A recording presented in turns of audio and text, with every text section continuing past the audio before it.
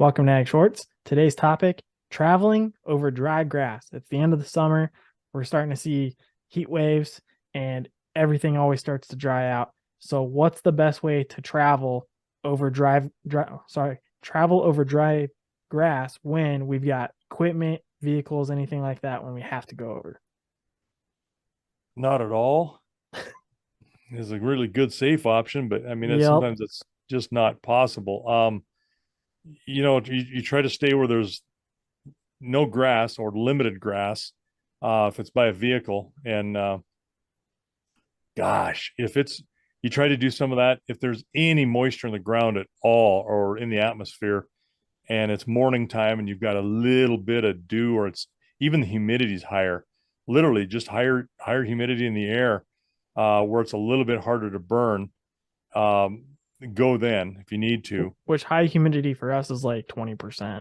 Yeah, yeah. But if you can get a morning that's for whatever reason's got some particularly even some dew, if you got dew on it, man, yeah, that's great. Get it done Yeah. while you can before it warms up, dries out, because it in literally hours you'll be back down to those lower, uh, humidity ways. And like your brother being a firefighter can tell you about all these, fuels and how long and uh, how they measure them and how many hours they'll burn, but or minutes. But try to get it done when the humidity's there, and if not, then use a piece of equipment that's got like a skid plate on it that shields you from the engine, or it sits up high where the engine is not going to touch the grass, and you really watch that exhaust pipe coming all the way back. Catalytic converters are a notorious fire starter.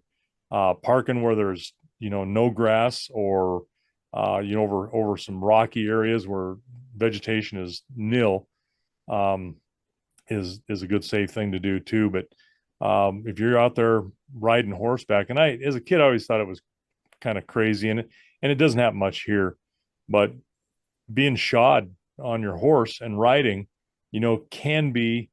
I mean, they talk about it only takes a spark, and I thought, how you're not going to start a fire? And I've never seen it. I've never seen it happen. I'll put it this way, but I'm not saying it can't happen. And then when I started working a lot in the backcountry, and it's necessary to shoe your horses and move up there, and you're putting in some long days, and you're getting after dark, and especially if you're with somebody and you're following them, You'll see sparks and all over. you see sparks off those horses' shoes on that granite. Of course, we don't have granite down here. This is Right. happens to be salt or sandy soil, but there are places where you have it. And that you got dry grass. It's possible. It's amazing how many sparks you see off of a horse's feet in the night, going up a mountain trail. It's shocking. I mean, Yeah. so um, just being smart. Obviously if you're a smoker, you better not be.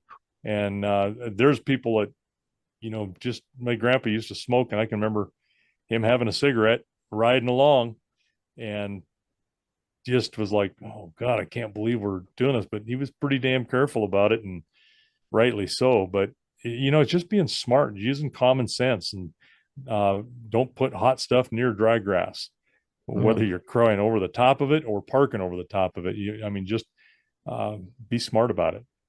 Yeah. Well, that's some key tips to traveling over dry grass in the summertime, especially where we're at.